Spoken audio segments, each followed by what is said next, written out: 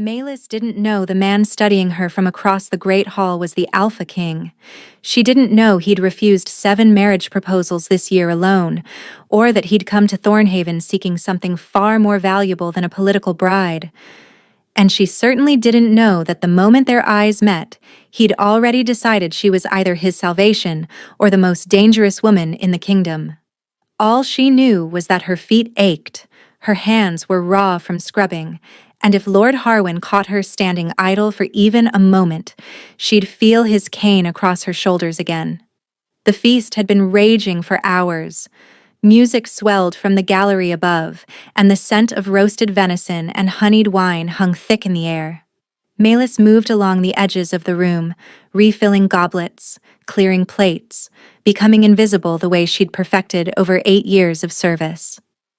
The corner near the servants' entrance was her sanctuary, dark enough to disappear into, close enough to respond if summoned. She risked a glance at the head table. Lord Harwin sat rigid with anticipation, his gray beard oiled and combed for the occasion. Beside him, his daughter Odessa gleamed like a jewel on display. Her gown was crimson silk embroidered with gold thread, her dark hair arranged in elaborate coils, her smile practiced and perfect. She was beautiful, everyone said so, and she was meant for the king.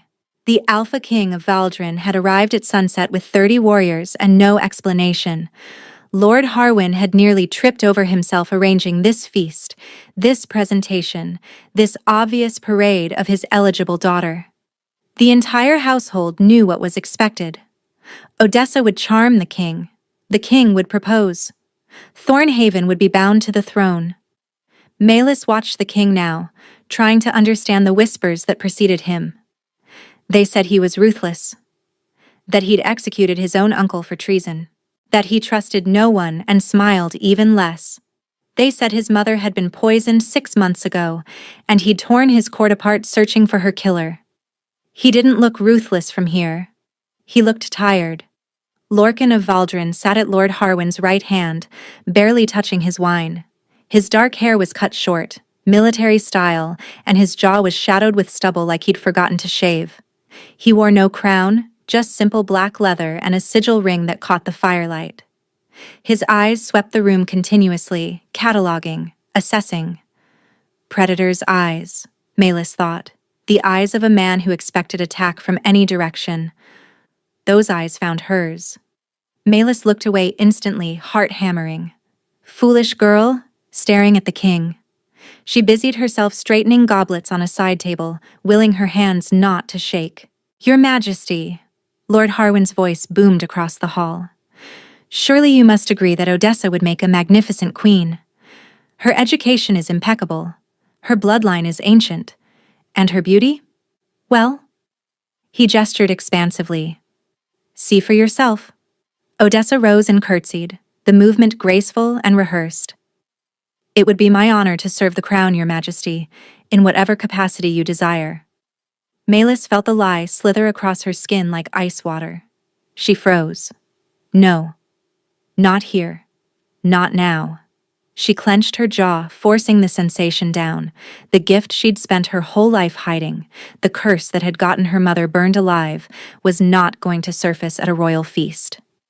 But the feeling persisted. That cold wrongness that always accompanied deception. Odessa didn't want to marry the king. Odessa was terrified of something. The words she spoke and the truth beneath them were as different as fire and snow. A generous offer, the king said, his voice low and uninflected. But I didn't come to Thornhaven for a bride. Lord Harwin's smile flickered. Surely you came for alliance, Your Majesty. And what stronger alliance than marriage? I came for information. Lorcan rose from his chair and the hall seemed to contract around him. He wasn't the largest man present, but something in the way he moved commanded absolute attention. I've heard rumors, Lord Harwin, rumors that someone in my court has been selling secrets to my enemies. Rumors that the trail leads here. Lord Harwin's face went pale. Your Majesty, I assure you. You assure me. Lorcan walked slowly down the length of the head table, his boots echoing against the stone floor. Everyone assures me. My advisors assured me my mother was safe. My guards assured me no poison could reach her food. My council assures me they're loyal while they sharpen knives behind my back. He stopped at the edge of the dais, scanning the room. I'm tired of assurances. Melis's blood turned to ice. She wasn't looking at him anymore, but she could feel his gaze moving across the hall like a physical weight. I need something else entirely, he said. I need someone who can tell truth from lies. The words hit her like a blow to the chest. Lord Harwin laughed, nervous and too loud. Surely your majesty doesn't believe in such fairy tales.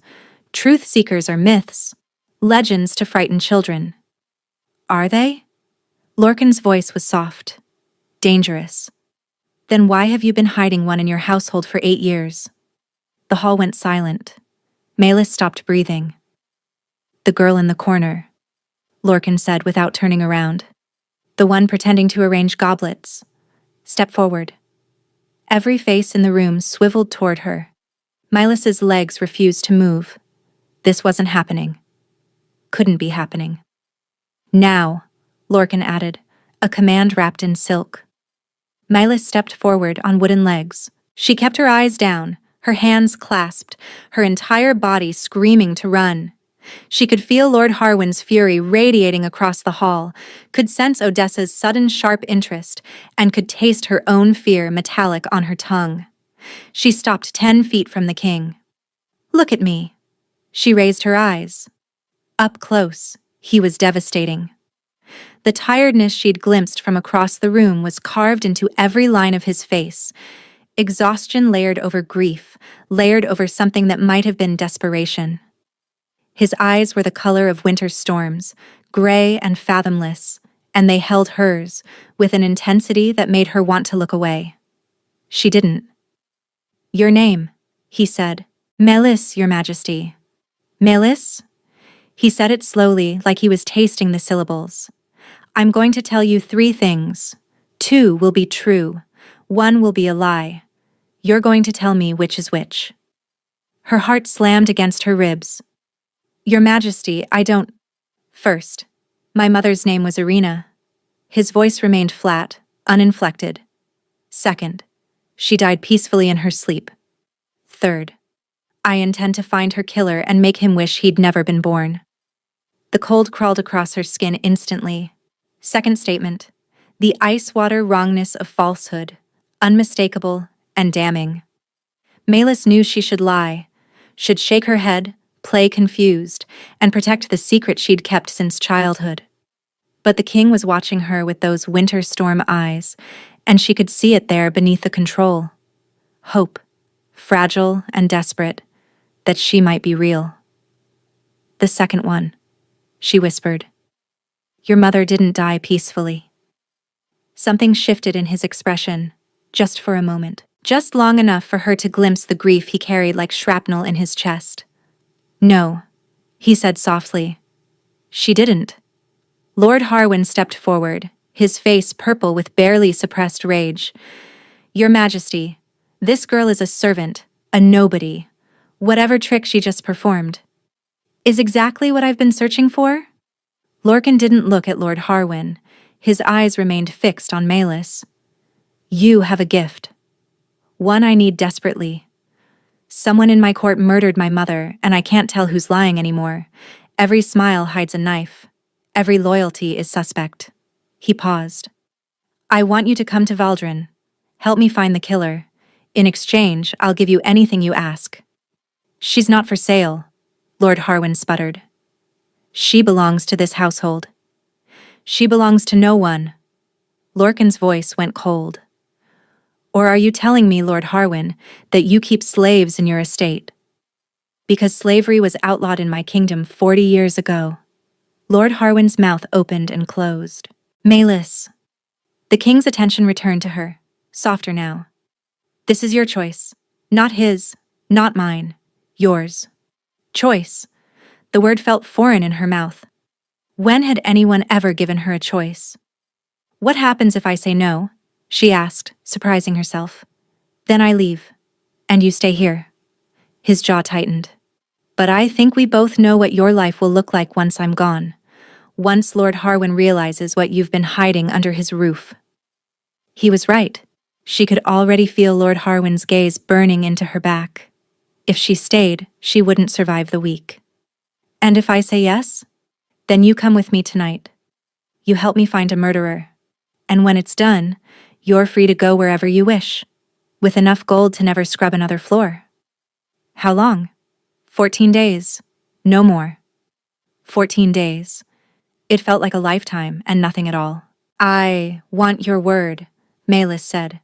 "A blood oath that you won't harm me or use me against my will." Lord Harwin laughed harshly. "You dare demand a blood oath from the king?" But Lorcan was already drawing a knife from his belt. The blade glinted in the firelight as he drew it across his palm without hesitation. Blood welled up, dark and crimson. "My word," he said, holding out his hand, "sealed in blood. 14 days, your choice, your freedom." Malus took the knife.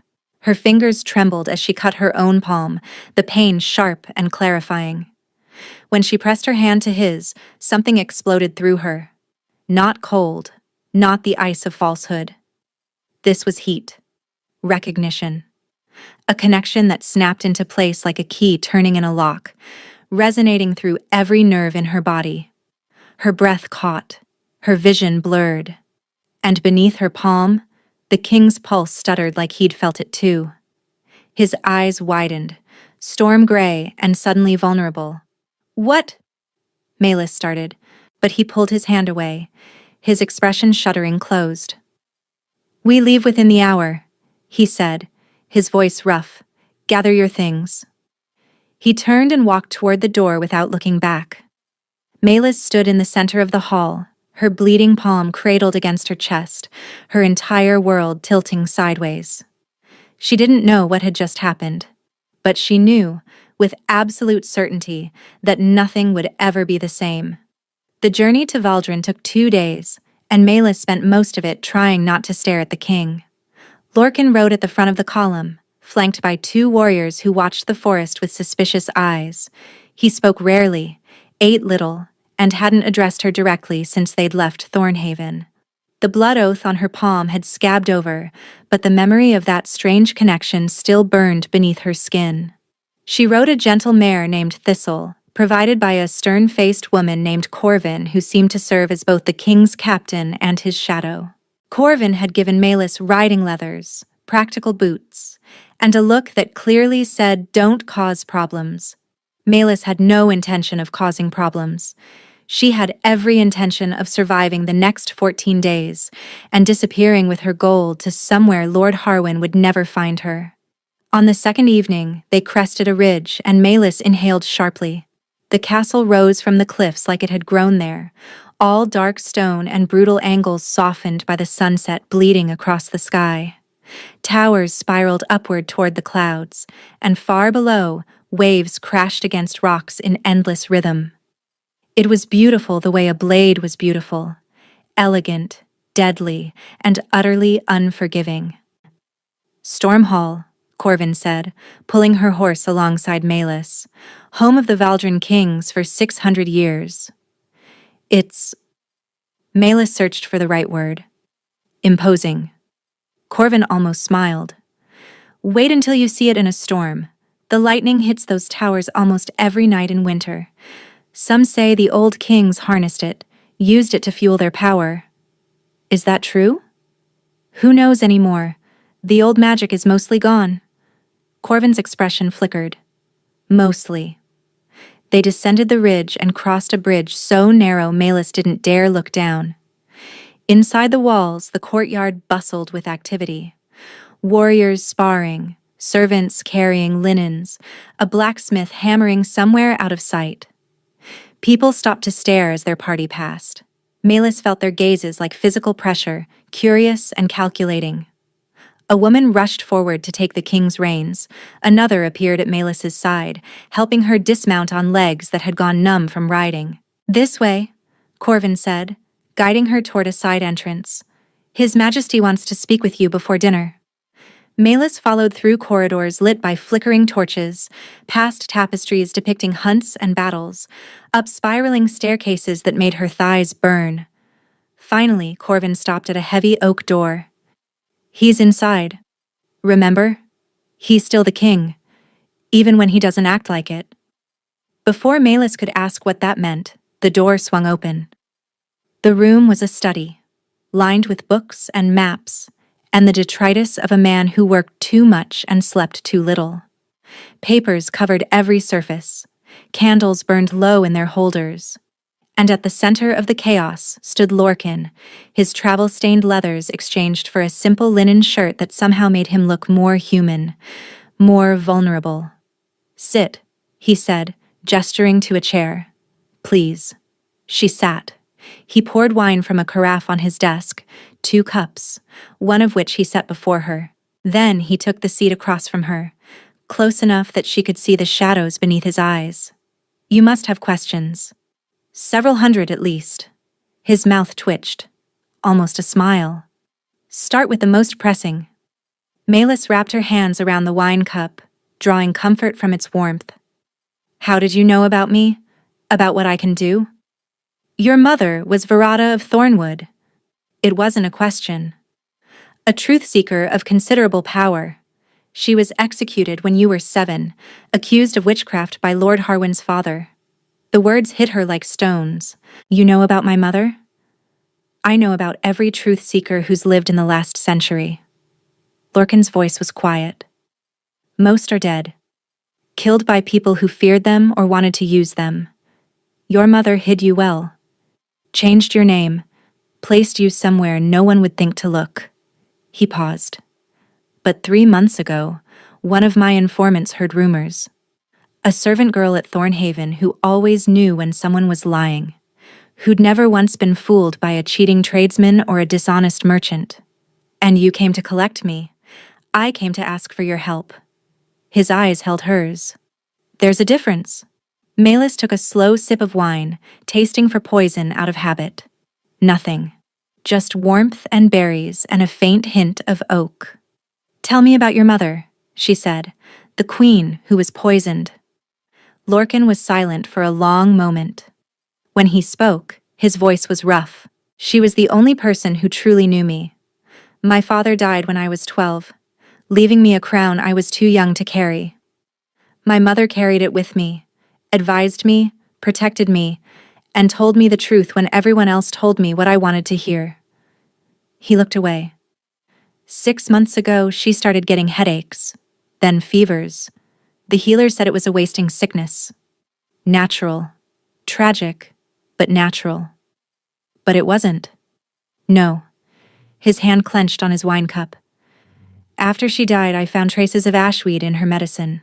Undetectable unless you're looking for it. Slow acting, the perfect poison for someone who wanted her death to look natural. Who had access to her medicine?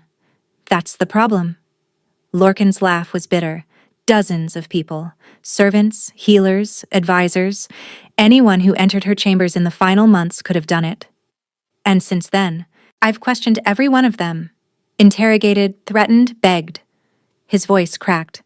"They all swear they're innocent, and I can't tell who's lying." Her chest tightened unexpectedly. Pity. Unwelcome and unfamiliar. "But I can." "Yes." He looked at her again, and the desperation in his eyes made her ache. "Tomorrow, I'm holding council. Every advisor, every healer, every servant who had access to my mother's chambers will be present. I need you to listen, to feel, to tell me which ones carry the stain of lies. And when I find the killer, then I'll deal with them." Something dark moved behind his expression. "Personally." Malus believed him. The cold certainty in his voice left no room for doubt. "There's something else," she said slowly. "At Lord Harwin's estate, when we made the blood oath." She hesitated. "I felt something. Something I've never felt before." Lorcan went very still. "You felt it too," she pressed. "I saw your face. What was it?" For a long moment, he didn't answer. Then he exhaled, the sound heavy with exhaustion. "I don't know. I've heard of such things. Connections between people, bonds that form instantly and without explanation, but I never believed in them. His eyes found hers. I still don't know what to believe. That's not an answer. It's the only one I have. He rose, moving to the window, putting distance between them. For now, focus on tomorrow. Find the killer. The rest can wait. She wanted to push, to demand more, but something in the set of his shoulders stopped her. He looked like a man holding himself together through sheer will. One more question, she said. He turned, silhouetted against the dying light. What happens if I find the killer and it's someone you trust, someone you care about? Lorcan's expression hardened into something that made her shiver. Then I'll learn that I never really knew them at all. The council chamber was vast, all vaulted ceilings and banners bearing the wolf sigil of Valdrin. Melis stood in the shadows near the back, dressed in borrowed finery that made her feel like a child playing dress-up.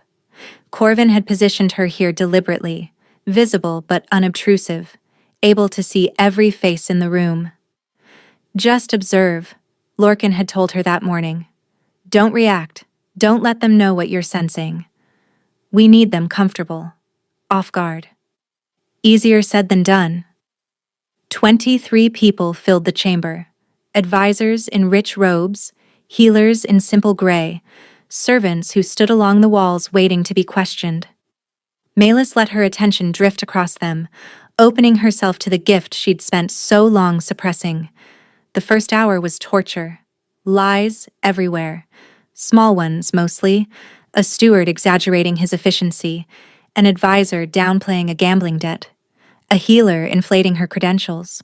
The cold prickled across her skin so constantly she felt like she'd been plunged into winter. But none of it was the lie she was looking for. None of it carried the weight of murder. Then Lord Varen spoke. He was an older man, distinguished and silver-haired, with the kind of face that naturally inspired trust. Melis had overheard servants whispering about him that morning. He'd been the Queen's personal advisor for 20 years, a fixture of the court since before Lorcan was born. Your Majesty, Varen said smoothly, I assure you, Queen Irina's death was a tragedy beyond measure. I've devoted months to investigating her final days, and I've found nothing to suggest foul play. Ice cascaded down Melis's spine. Not the usual cold. This was deeper, darker, a wrongness so profound it made her stomach turn. Every word Varen spoke was wrapped in deception. She kept her face carefully blank. Thank you, Lord Varen. Lorcan's voice betrayed nothing. Your dedication is noted. The meeting continued. More questions, more answers, more lies, large and small, but Melis barely heard any of it. Lord Varen, the trusted advisor, the man who'd held the grieving king's shoulder at the Queen's funeral. He was lying about everything. That evening, Melis found Lorcan on the eastern ramparts, staring out at the storm-churned sea below. The wind whipped his hair across his face, and he didn't seem to notice. Lord Varen, she said quietly, joining him at the wall. His hands tightened on the stone. You're certain? Everything he said was a lie, not just the investigation. When he talked about your mother, when he expressed grief, when he promised loyalty. She shivered, and not from the cold. I've never felt deception that complete. It was like looking at a mask wearing another mask. Lorcan was silent for a long moment. The waves crashed against the cliffs below, relentless and uncaring. He was my father's closest friend, he said finally. He held me when I was born, taught me to ride, stood beside my mother every day of her illness, bringing her flowers from the gardens she loved. I'm sorry. Don't be. His voice was flat. I asked for the truth. You gave it to me. What will you do? I can't arrest him based on your word alone. The council would revolt. Half of them have known Varen longer than they've known me. Lorcan turned to face her. I need more. Evidence. Confession. Something tangible. Melis thought of the way Varen had smiled during the meeting, warm and grandfatherly. The mask so perfect that without her gift, she never would have sensed the rot beneath. "He's careful," she said. "He's been doing this for years. We won't catch him with something obvious. Then we catch him with something unexpected." Lorcan's eyes glinted in the fading light. "You? Me? You're an unknown factor. Varen has no idea what you can do. He saw you standing in the shadows, but he has no reason to suspect the truth." Lorcan stepped closer, his voice dropping. "If we let it slip, that you have information about the Queen's death, something you saw at Thornhaven perhaps, Varen will need to know what you know. You want to use me as bait. I want to give you a choice." He echoed her words from the night before. "I won't force you into danger, but if you're willing, I'm willing." The words came out before she could second-guess them. Lorcan's eyebrows rose. "You didn't let me finish." "I didn't need to." Malus met his gaze squarely. "Your mother was murdered. The man who did it is walking free in your castle, eating your food, pretending to grieve. And you're offering me a chance to help stop him." She paused. "My mother was murdered too, Your Majesty, burned alive because someone feared what she could do. I was 7. I hid in a root cellar and listened to her scream. 16 years, and I still hear it sometimes." His composure fractured. The mask he wore, king, warrior, stone, gave way to the man beneath. "I didn't know," he said softly. "No one does. I don't talk about it." She looked out at the churning sea.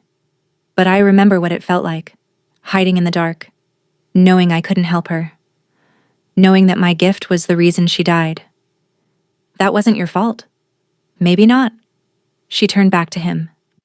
"But this is my chance to make it mean something, to use what I am instead of hiding from it. So yes, I'll be your bait."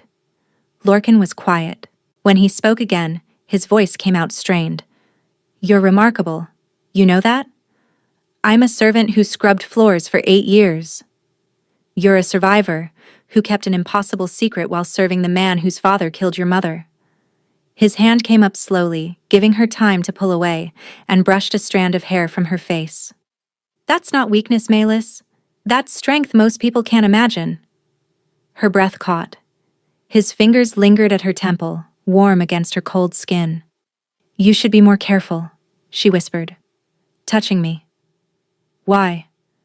"Because I'll know if you're lying. About anything." His lips curved into something that was almost a smile. "Then ask me something. Test me." Malus's heart pounded. This was dangerous. Not physically, but in some other way she couldn't name. Every instinct screamed at her to step back, protect herself, and maintain the walls she'd built over a lifetime. She didn't move. "When we made the blood oath," she said. "That feeling. Do you know what it means?" Lorcan's smile faded. His hand dropped from her face, but he didn't step away. "I know what the old stories call it. A soul bond. A connection that forms once in a lifetime between two people who were meant to find each other." "And do you believe the old stories?" He was silent for a beat too long. "I didn't," he said finally. "Until I touched your hand and felt my entire world shift sideways. No cold. No wrongness. Just the devastating truth, spoken quietly against the wind." "What happens now?" Malus asked. "Now?" He exhaled. "Now we catch a murderer. And after that? After you've fulfilled your 14 days and you're free to leave." He stopped, seeming to struggle with something. "I won't ask you for anything else. The bond doesn't obligate you to anything. You understand that? You're giving me a choice. Always." The word was fierce. "Whatever this is between us, it means nothing if you don't choose it freely." Something cracked open in Malus's chest. All her life she'd been owned. By circumstance, by debt, by Lord Harwin's petty cruelties. No one had ever offered her freedom without strings. "I don't know how to do this," she admitted. "Trust someone. Let someone in." "Neither do I." Lorcan's voice was raw. "But I'd like to learn. With you. If you'll let me." Malus looked at him. This king who carried grief like armor and exhaustion like a crown, who'd offered her choices when he could have commanded, who'd just admitted that he was as lost as she was. She didn't kiss him. It was too soon, the wounds too fresh, the danger too close. But she reached out and took his hand, threading her fingers through his. And when he squeezed back, something that had been frozen inside her for a very long time began to thaw. "Tomorrow," she said. "We set the trap." "Tomorrow," he agreed. They stood together on the ramparts as the stars emerged, two broken people holding on to each other while the storm gathered on the horizon. Neither of them saw the figure watching from the shadows below. Neither noticed when it slipped away to carry word to Lord Varen. The trap was already being sprung, but not by them. The trap was simple. Too simple, Maelys thought, but Lorcan insisted that simplicity was their greatest weapon. "Varen has survived 20 years at court by outthinking everyone around him," Lorcan explained as they walked through the castle gardens the next morning. To any observer, they appeared to be taking a casual stroll, the king showing his guest the grounds. In reality, they were being watched by at least 4 of Corvin's warriors, hidden among the hedges and statues.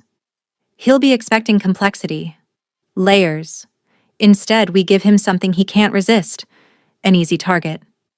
Me. You. Lorcan's jaw tightened. "I hate this plan." "It was your idea." "I know. I still hate it." They stopped beside a fountain where stone wolves eternally chased stone deer through frozen water. Maelys tilted her face toward the sun, letting its warmth soak into her skin.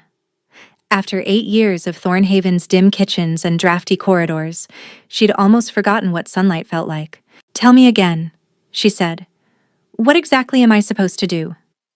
"Tonight at dinner, I'll mention that you witnessed something at Thornhaven. Something connected to my mother's death. I won't specify what. Just enough to make Varen nervous." Lorcan's voice dropped low. "If he's guilty, he'll need to know what you saw. He'll come to you. And when he does, I'll be ready." Lorcan turned to face her, his expression unreadable. "You'll have guards nearby. Corvin herself will be watching. But if something goes wrong, it won't." "If it does," he pressed, "you run. You don't fight. You don't hesitate. You run straight to me. Understand?" Maelys met his gaze. "You're worried about me." "Of course I'm worried about you." "Why?" She stepped closer, unable to help herself. "I'm just a servant with a useful gift. 14 days from now, I'll be gone. You'll never see me again." Pain flickered across his face, quickly suppressed. "Is that what you think? That you're just useful to me? Isn't it true?" Lorcan was silent for a long moment. When he spoke, his voice was thick with emotion. "My mother used to say that some people come into our lives like storms. They arrive without warning, upend everything we thought we knew. And when they leave, nothing looks the same." His eyes held hers. "You're my storm, Maelys, and I don't want you to leave." Her heart stuttered. "Lorcan, I know it's too soon. I know you have no reason to trust me, and every reason to take your gold and disappear the moment our agreement ends." He exhaled. "But I need you to know, whatever happens tonight, whatever happens in the next 14 days, you matter to me, not your gift. You. No cold, no wrongness, just truth, raw and devastating." Maelys did something she'd never done in her entire life. She stopped thinking, stopped calculating risks and escape routes and worst-case scenarios. She reached up, cupped his face in her hands, and kissed him. Lorcan went rigid with shock. Then his arms came around her, pulling her close, and he kissed her back like she was air and he'd been drowning. It was nothing like the fumbling kisses she'd experienced in Thornhaven's shadows, stolen moments with stable boys who wanted her body but never her secrets. This was something else entirely. Heat and tenderness and desperation woven together, his hands trembling slightly where they pressed against her back. When they finally broke apart, both breathing hard, Lorcan rested his forehead against hers. "That was unexpected," he murmured. "I'm full of surprises." He laughed, the sound rusty like he'd almost forgotten how. Apparently so.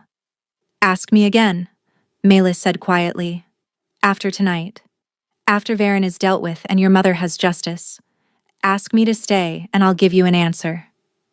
What if the answer is no? Then you'll respect my choice. She pulled back to look at him. But what if it's yes? Hope kindled in his storm-gray eyes. Then I'll spend every day proving you made the right decision. She kissed him again, softer this time. A promise, rather than a question. Tonight, she said against his lips. Tonight, he agreed.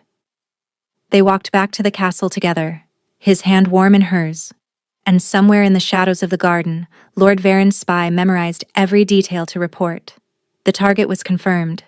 The girl would be dead by morning. Dinner was an elaborate affair. Melis wore a gown of midnight blue, borrowed again, but finer than anything she'd ever touched, and sat at Lorcan's right hand while the court watched with barely concealed curiosity. Whispers followed her every movement. Who was she? Why had the king brought her from Thornhaven? What was her relationship to the crown? Lord Varen sat 3 seats away, his grandfatherly smile firmly in place. He congratulated Lorcan on his excellent taste in companions. He complimented Melis's gown. He was charming and warm and utterly false, and only Melis could feel the ice crackling beneath his words. Halfway through the meal, Lorcan set down his wine goblet. I've received interesting news from Thornhaven, he announced, his voice carrying across the table. It seems our guest witnessed something during her time in Lord Harwin's household. Something that may shed light on recent tragedies. The room went quiet. Melis felt Varen's attention sharpen like a blade being drawn. Indeed, Your Majesty? Someone asked. Indeed. Lorcan's hand found Melis's beneath the table, squeezing gently. But such matters are best discussed privately. For now, let us enjoy the meal. Conversation resumed, but Melis caught the glance Varen exchanged with a servant near the door. A tiny nod, barely perceptible. The trap was set. Now they waited. The attack came at midnight. Melis was in her chambers, pretending to sleep while Corvin waited in the shadows of an adjoining room. The plan was simple. Varen would send someone to question her. Corvin would intervene, and they'd have proof of his involvement. But Varen hadn't survived 20 years at court by being predictable. The first sign of danger was the smell, sweet and cloying, seeping under her door like invisible fingers. Melis's eyes snapped open as her throat began to close. Smoke. Not ordinary smoke. Something alchemical, designed to incapacitate. She rolled off the bed, staying low where the air was clearer, and crawled toward the adjoining room. Corvin! The captain was already slumped against the wall, unconscious. Melis's heart hammered. She couldn't breathe, couldn't think, couldn't. The door burst open. 2 figures in dark masks strode through the smoke, moving with military precision. One grabbed her arms while the other pressed a cloth over her nose and mouth. Darkness swallowed her whole. She woke to cold stone against her cheek and chains around her wrists. Melis forced her eyes open, fighting through the fog in her skull. A cellar, somewhere deep underground, judging by the damp and the absolute darkness beyond the single torch burning in a wall sconce. Ah, you're awake. Lord Varen stepped into the light, his grandfatherly mask finally discarded. What remained was cold and calculating, a predator who'd been hiding in plain sight for decades. Where am I? Melis's voice came out raw. Somewhere the king will never find you. Varen pulled up a wooden chair and sat, studying her like a specimen. I must admit, you surprised me. A truth seeker, hidden at Thornhaven all these years. If I'd known what you were, I would have collected you myself long ago. To kill me? To use you? His smile was thin. The same way I intended to use Lorcan's mother. Did you know she was also gifted? Not a truth seeker, but something similar. She could sense intentions, feel the shape of a person's desires. His expression darkened. She started sensing mine. Melis's blood ran cold. She knew you were going to betray him. She suspected. That's why she had to die. Varen leaned forward. Slowly, of course. Carefully. Ashweed takes months to work. And by the time anyone realized it wasn't natural illness, I'd covered every trace. Why? The word tore from her throat. He trusted you. His father trusted you. His father was weak. Varen's voice dripped contempt. He made alliances instead of conquests, chose diplomacy over dominance, and Lorcan is worse. All that power, all that potential, wasted on justice and fairness. He stood, pacing. Valdrin should rule this continent. Instead, we negotiate with lesser kingdoms like equals. It's pathetic. So you killed the queen to destabilize him. I killed the queen because she was going to expose me. Varen's eyes glittered. And now I'm going to kill you for the same reason. But first, you're going to tell me exactly what you told the king. Every detail. Every suspicion. Melis laughed. The sound echoed off the stone walls, sharp and bitter. You think I'll talk? I think you'll scream. Varen drew a knife from his belt. Eventually, everyone does. He stepped toward her. And the wall exploded inward. Stone and dust erupted into the cellar as a figure burst through the gap, moving faster than anything human had a right to move. Varen barely had time to turn before Lorcan slammed into him, sending them both crashing to the floor. The knife skittered across the stones. Varen scrambled for it, but Lorcan was already on his feet, placing himself between the traitor and Melis. How? Varen gasped. The blood oath. Lorcan's voice was ice and fury.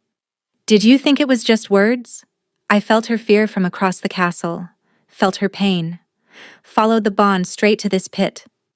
He advanced on Varen, every line of his body promising violence. Lorcan, wait. Melis's voice cut through his rage. He confessed. Everything. Your mother, his plans, all of it. But I'm the only witness. If you kill him now. I don't care about witnesses. I do. She met his eyes. I care about justice. Real justice, not just vengeance. Give me that. Please.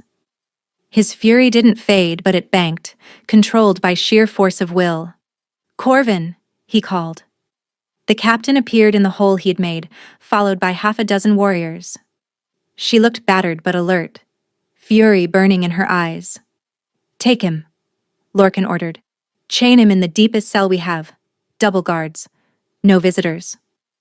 As the warriors dragged Varen away, Lorcan crossed to Melis and broke her chains with his bare hands. Then he pulled her into his arms, holding her so tight she could barely breathe. I thought I'd lost you, he said against her hair. I felt you disappear, and I thought, I'm here. She wrapped her arms around him. I'm safe. I should have protected you better. You found me. She pulled back to look at him. That's what matters. His hand cupped her cheek, thumb brushing away a tear she hadn't realized she'd shed. I'm never letting you out of my sight again. That might be inconvenient. I don't care. He kissed her forehead, her cheeks, and the corner of her mouth. I don't care about convenience. I care about you. Melis closed her eyes, letting herself be held, and for the first time in 8 years, maybe for the first time in her life, she felt truly safe. The trial took place 3 days later in the Great Hall of Stormhall, with every noble and advisor in the kingdom present. Melis stood before them all, her voice steady as she recounted everything Varen had confessed in that cellar. The lies he'd told. The queen he'd murdered. The coup he'd been planning for years. When she finished, the silence was absolute. Then Lord Varen, chained between 2 guards, began to laugh. You believe her? He looked around the hall with contempt. A servant girl from Thornhaven? A truth seeker? He spat the word like a curse. Her kind twist reality, plant false memories, make people see whatever they want them to see. She's deceived the king, and now she's deceiving all of you. Murmurs rippled through the crowd. Melis saw doubt flickering on several faces. She has no proof. Varen continued, his voice gaining confidence. No evidence. Just her word against mine. And I have served this kingdom loyally for 40 years. He was good. Even knowing the truth, Mylus could feel the room wavering, decades of trust battling against her testimony. Then a new voice rang out. I have proof. Every head turned. A woman walked through the parted crowd, her crimson gown marking her instantly. Odessa. Lord Harwin's daughter. Mylus went still. Lady Odessa. Lorcan's voice was carefully neutral. This is unexpected. Your Majesty. Odessa curtsied, then straightened with a spine of steel. I've traveled 2 days without rest to be here, because Lord Varen's conspiracy didn't begin 6 months ago. She pulled a leather satchel from her shoulder. It began years ago, with my father. The murmurs became a roar. My father has been selling information to Valdrin's enemies for a decade, Odessa continued, her voice cutting through the noise. Lord Varen was his contact, his handler. I discovered the truth 3 months ago and have been gathering evidence ever since. She held up the satchel. Letters, ledgers, payment records. Everything you need to prove that Varen and my father have been committing treason together. She crossed to Lorcan and placed the satchel in his hands. My father will deny everything, but the evidence doesn't lie. Her eyes met the king's. I know you have no reason to trust me. I know my family name is poison now, but I couldn't let this continue. Not when innocent people, her gaze flickered to Mylus, are being hurt. Lorcan opened the satchel. His expression hardened as he reviewed the contents. Lord Varen. His voice was quiet, but it carried through the hall like thunder. Would you like to revise your statement? Varen's composure finally cracked. The girl is lying. Harwin's daughter turning against her own blood. It's obviously a fabrication. These are your seals. Lorcan held up a letter. Your handwriting. Your signature authorizing payment to the Blackshore Raiders for information about our coastal defenses. He let the damning paper fall. Your own words convict you. The hall erupted. Varen lunged against his chains, all pretense of dignity abandoned. You think this changes anything? You think killing me ends the rot? Valdrin is weak. Your father's peace built a kingdom of cowards and diplomats. And you're worse than he was. Lorcan rose from his throne. My father built a kingdom where children don't starve in the streets, where farmers can grow crops without fear of raiders burning their fields, where justice means more than whoever holds the biggest sword. He descended the steps, stopping directly in front of Varen. You call that weakness. I call it civilization. He nodded to the guards. Take him to the cells. His execution will be at dawn. As Varen was dragged away, still screaming, Lorcan turned to Odessa. What you've done took tremendous courage. Your father will be arrested within the week. I know. Odessa's voice was steady, but Mylus caught the tremor beneath it. I've made my peace with that. You're welcome to stay at Stormhall, under my protection. Thank you, Your Majesty. Odessa's eyes found Mylus. I think I'd like that. That night, Mylus found Lorcan on the eastern ramparts again. Their place, she realized. Somehow, without deciding, they'd claim this spot as their own. He stood silhouetted against the stars, his shoulders finally free of the tension he'd carried since she'd met him. It's over, she said, joining him at the wall. It's over. He turned to look at her. Because of you. Because of Odessa. Without her evidence. Without you, I never would have known to look. He took her hands in his. You gave me the truth when everyone else gave me lies. You risked your life to help me find justice. His voice dropped. How do I ever repay that? You already have. Mylus squeezed his hands. You gave me a choice when no one else ever did. You saw me. Not my gift. Not my usefulness. Me. She smiled. That's worth more than gold. Lorcan lifted her hands to his lips, pressing a kiss to each palm. The 14 days aren't over yet, he said. You could still leave. I could. Are you going to? Mylus looked at him. This king who'd broken through walls to save her, who'd promised her freedom and meant it, who'd kissed her like she was precious and held her like she was home. "Ask me," she said softly, properly this time. Something blazed in his eyes. He sank to one knee, still holding her hands. "Malus, truth seeker, storm that upended my entire world." His voice shook slightly. "Will you stay? Not for 14 days? Not for a year, but for however long you'll have me? Will you be my queen, my partner, my home? No cold, no wrongness, just pure, devastating truth." "Yes," she whispered, "to all of it." Lorcan rose and kissed her, fierce and tender and full of promise. She wrapped her arms around his neck and kissed him back, pouring everything she couldn't say into the press of her lips. When they finally broke apart, both breathing hard, she heard something unexpected. Applause. She turned to find Corvin, Odessa, and at least a dozen castle staff watching from the doorway, their faces split with grins. "Finally," Corvin called. "We were taking bets on how long it would take." Lorcan laughed, a real laugh, bright and unguarded, and pulled Malus closer. "Come on," he murmured against her hair. "Let's go tell them to mind their own business." "In a minute." She looked up at him. "I want to remember this first. The stars, the sea, the moment everything changed." He kissed her forehead. "We'll have thousands more moments." "I know." She smiled. "But this one's special. This is where I chose you." Lorcan's expression softened, wonder and gratitude shimmering in his gaze. "And I'll spend the rest of my life being grateful you did." 2 months passed like water through cupped hands, too fast to hold, too precious to waste. Varen's execution came and went. Malus didn't attend, but she felt something unclench in Lorcan's shoulders when he returned that morning, like a weight he'd been carrying for 6 months had finally been set down. Lord Harwin was arrested a week later. Odessa testified against her own father with a steady voice and dry eyes, and when it was over, she collapsed into Malus's arms and wept for the family she'd never really had. "You did the right thing," Malus told her.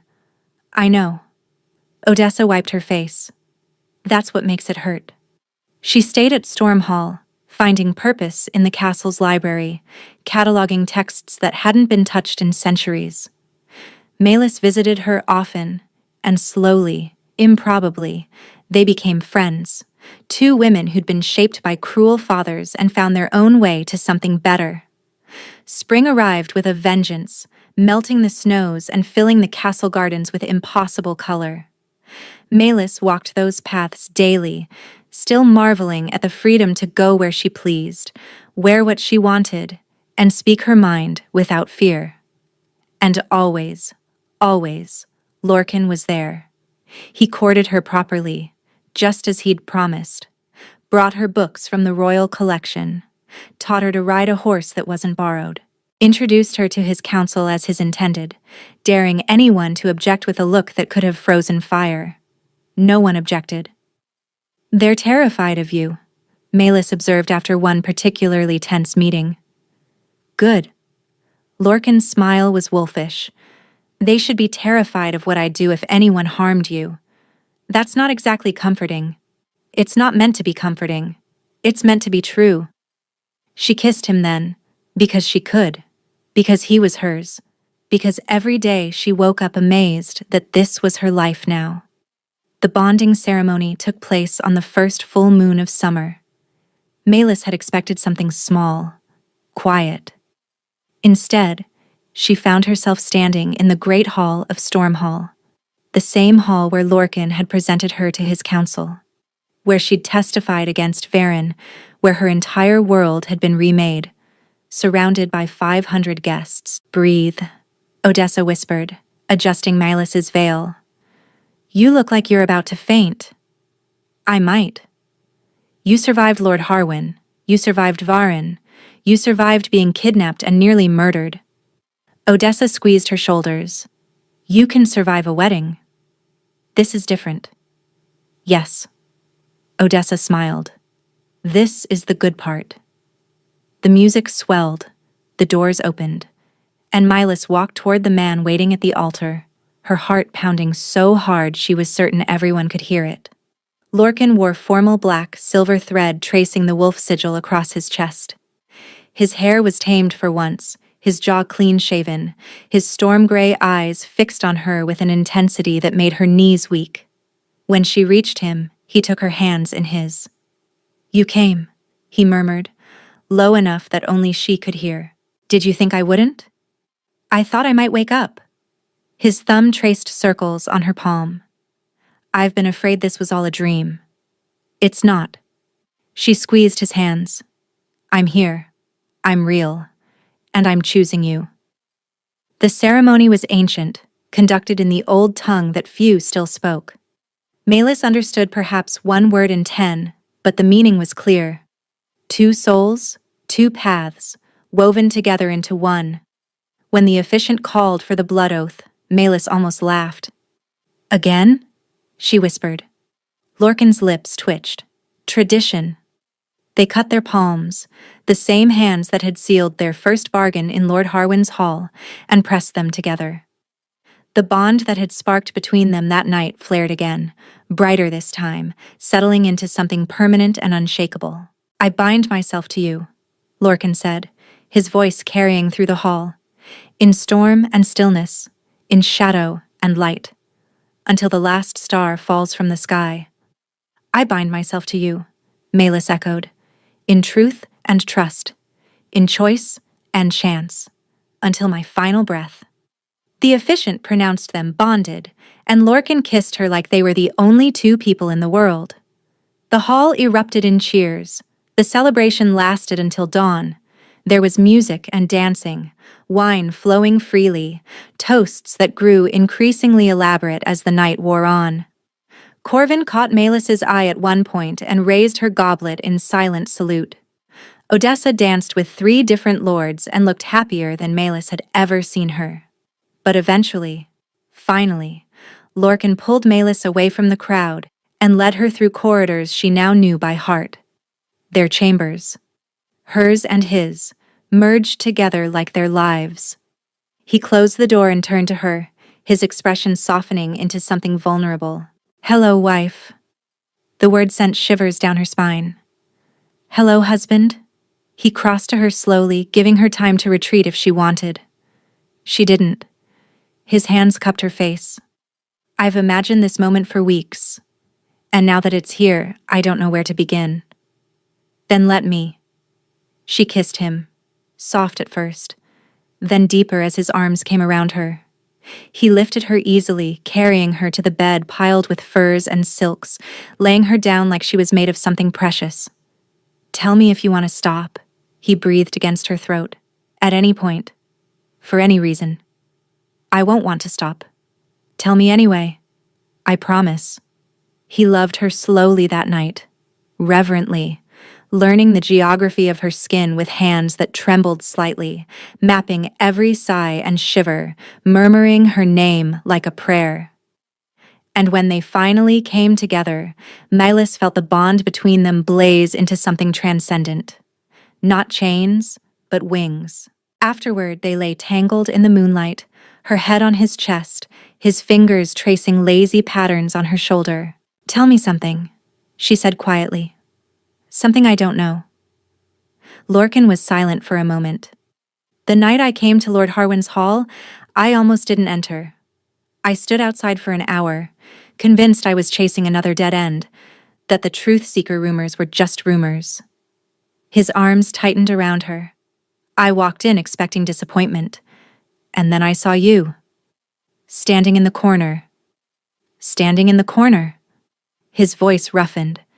"You were watching Odessa lie through her teeth about wanting to marry me, and you had this look on your face, like you could see straight through everyone in that room. Like you were the only real person in a hall full of masks. I was trying to be invisible. You were the only thing I could see." He tilted her chin up. "Your turn. Something I don't know." Melis considered. "When Lord Harwin presented Odessa and you walked past her, I thought you were the most arrogant man I'd ever seen, dismissing the beautiful noblewoman to choose the servant girl in the corner. She smiled. I didn't realize you were choosing the person you actually needed. I was choosing the person I wanted. He kissed her forehead. The needing came later. The wanting was immediate. Flatterer. Truth-teller. His smile was soft. I learned from the best. They fell asleep like that, wrapped around each other, the bond humming between them like a second heartbeat. Melis woke to sunlight streaming through the windows and the sound of waves crashing far below. For a moment she lay still, savoring the warmth of Lorcan's body against hers, the solid reality of the ring on her finger, the impossible truth that this was her life now. She thought about the girl she'd been 2 months ago, the servant scrubbing floors in Thornhaven, hiding her gift, expecting nothing more than survival. That girl wouldn't recognize her now, wouldn't believe any of this was possible. But it was. All of it. You're thinking loudly, Lorcan murmured, his voice rough with sleep. I'm thinking about Corners. Corners? She turned in his arms to face him. I spent my whole life in Corners, hiding, watching, making myself small so no one would notice me. She touched his face. You walked into that hall, and everyone expected you to choose the obvious answer, the beautiful daughter, the political alliance, the safe choice.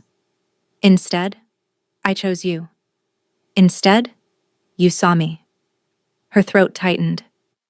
You looked past the gown and the bloodline and the expectations, and you saw the girl in the corner, the real one, the one everyone else overlooked. Lorcan's expression softened, stirring something deep in her chest. I'll spend the rest of my life being grateful I did. So will I. She kissed him then, soft and sweet, a promise renewed. Outside, the sun climbed higher over Stormhall. The kingdom stretched beneath them, peaceful and whole. Somewhere in the castle, Odessa was probably already in the library. Corvin was drilling the guards.